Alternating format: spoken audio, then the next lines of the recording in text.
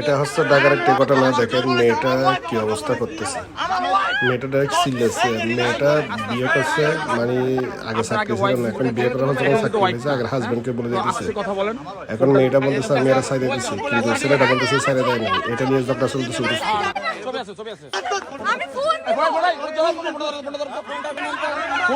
সাধারণ দর্শক কিন্তু এখানে কিন্তু অনুষ্ঠান করতেছে। ছেলেটার পক্ষে বলতে পারতেছে না, মেয়েটার পক্ষে বলতে পারতেছে।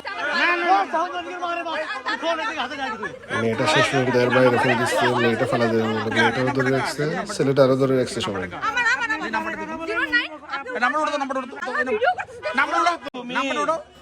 ভিডিও করতেছে বলে মেয়েটা মানে শিখতে দিচ্ছে।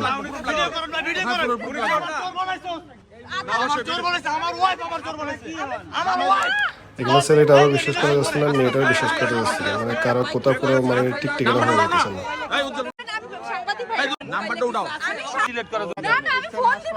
মেয়েটাও বলতেছে যে ওর এক্স হাজবেন্ড, ছেলে বলতেছে না এক্স না, আমি এক নাম্বার বউ।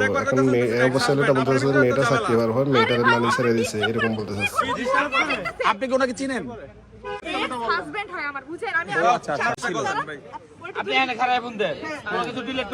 ছেলেটার বাড়ি কিন্তু বরিশাল। এখন ছেলেটা বলতেছে যে ও আমার ওয়াইফ, মেয়েটা বলতেছে যে না, এটা নিয়ে তুমুল ঝগড়া, মানে হুলস্থুল। ওরা একটা সমস্যা নাই, সমস্যা নাই। সেই জন্য বললাম।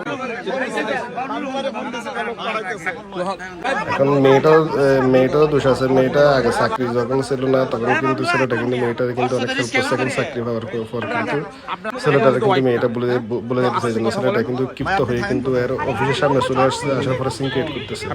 তারপরে মেয়েটা বলতেছে যে না, আমি এর আমার হাজবেন্ড, ছেলে বলতেছে আমার ওয়াইফ, এটা নিয়ে অনেক ঝগড়া চলতেছে, সমাধান এখনো হয়নি। হ্যাঁ, বেটার যেহেতু তালাক দিছে।